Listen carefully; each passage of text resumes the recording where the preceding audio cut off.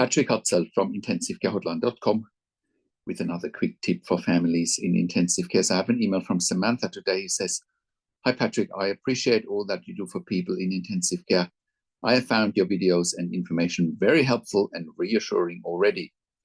Unfortunately, my 82-year-old father is in ICU in Turkey, and we have managed to scrape together enough money to get him a medevac flight back to the UK, where the medical treatment is free in the NHS. My father couldn't get medical insurance at his age as he had already had a stroke, a bleed on the brain, which resulted in surgery, and he was intubated.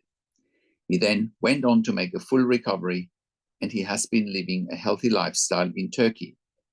This episode was 4 years ago. This time round, he fell over and had chest pain and found out his arteries were 70% and 90% blocked. So he went in for a routine surgery on the 90% one, and then he ended up with another ischemic stroke. So he was put in intensive care where he got a chest infection. He came off the intubation but couldn't sustain sufficient breathing because he still had the chest infection. So they put him back in the induced coma and back on the breathing tube. This was devastating because we spoke to him, and despite being confused, he still knew our names and asked what was happening to him. So he's now on a stronger antibiotic, and we will get the test results tomorrow or Monday morning. Turkey is extremely strict when it comes to allowing visitors in the intensive care unit, and I had to fight to see him just for 20 minutes a day. It's inhumane in my view, as I believe in the power of touch, prayer, and words of encouragement, positivity in general.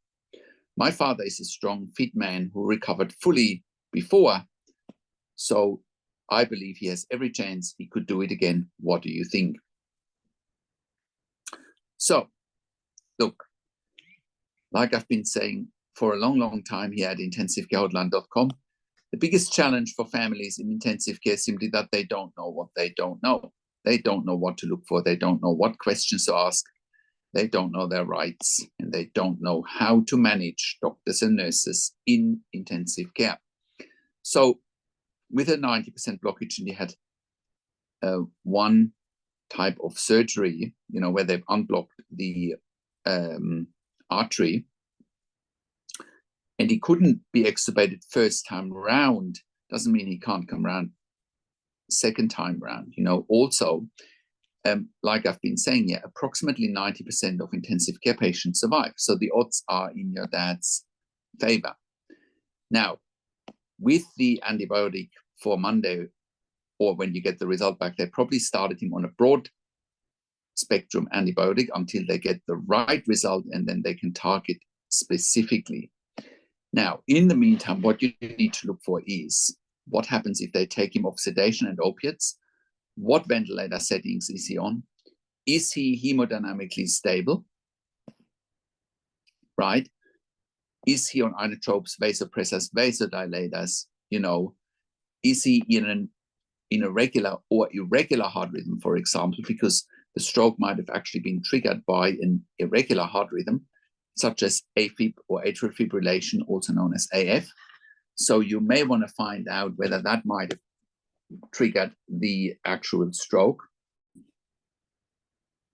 Because if it has caused the stroke, you need to make sure he's back in a regular heart rhythm. If they, for whatever reason, couldn't get him back into a regular heart rhythm, such as a sinus rhythm, right? What are they doing for it? Is he on amiodarone? Is he on digoxin? Have they corrected electrolytes such as potassium or magnesium? Have they suggested a cardioversion, or potentially even done a cardioversion to get him back in a regular heart rhythm? So once again, the biggest challenge for families in intensive care is that they don't know what they don't know. Now, the other thing is, because he's got a chest infection now, the longer someone is on a ventilator, the higher the risk for a chest infection, and you don't want your dad having another chest infection. So, get him off sedation, get him off the opiates if you can. Try and get him weaned off the ventilator, and then either get him extubated as quickly as possible. That would be the quickest way for you to get him on the mend. but if for whatever reason he can't be weaned off the ventilator, he might need a tracheostomy. And look, I couldn't agree more with you that you shouldn't have to fight for your visiting your dad beyond the 20 minutes that you're allowed. That sounds more like a prison, right? And it is inhumane. And I believe the same than you do in touch, prayer, words of encouragement, and he certainly can survive this episode as well if he survived the last episode. But by the looks of things, he has some hurdles to overcome.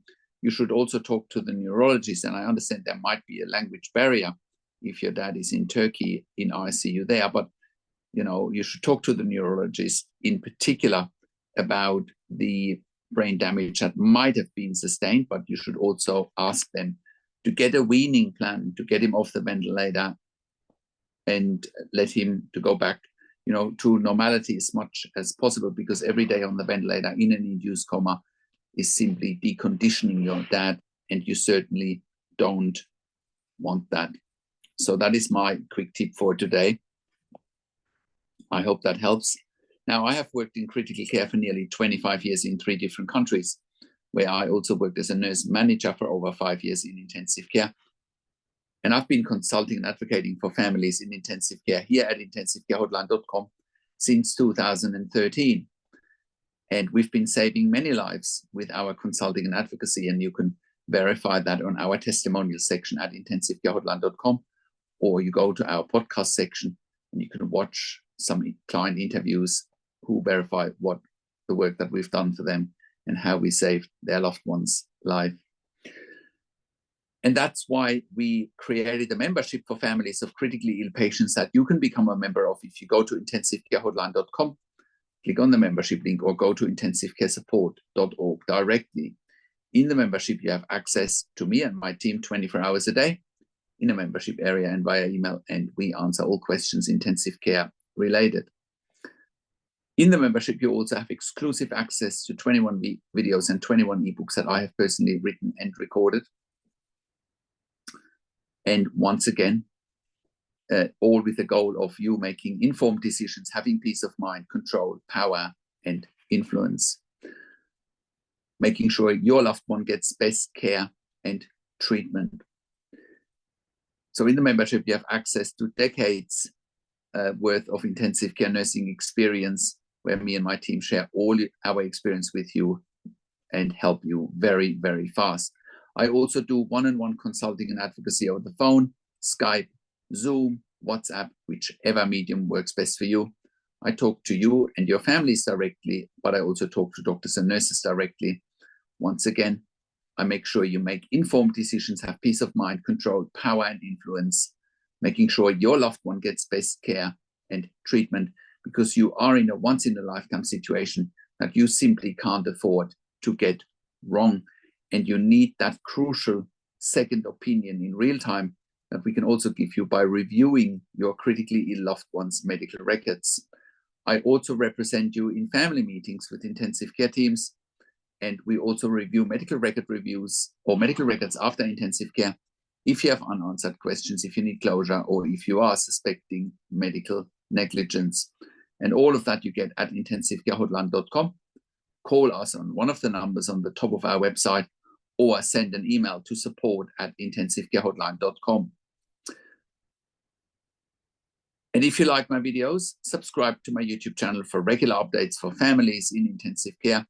Click the like button, click the notification bell, share the video with your friends and families, comment below what you want to see next or what questions and insights you have. I also do a weekly YouTube live where I answer your questions live on a show, and you will get notification for the YouTube live if you are a subscriber to my YouTube channel, or if you are a subscriber to our email newsletter at intensivcarehotline.com. Now, and if you want your video done very, very quickly, because this video that I read out today, this email is from January this year. That's how far back I am. I'm getting emails every day. So if you want your email read out very, very quickly, make a small donation to the super chat button. You can leave a donation anyway. If you like the work that we are doing, the more families we can help in intensive care all around the world. So your donation goes to a good cause. Now, thank you so much for watching. This is Patrick Hutzel from intensivecarehotline.com, and I will talk to you in a few days. Take care for now.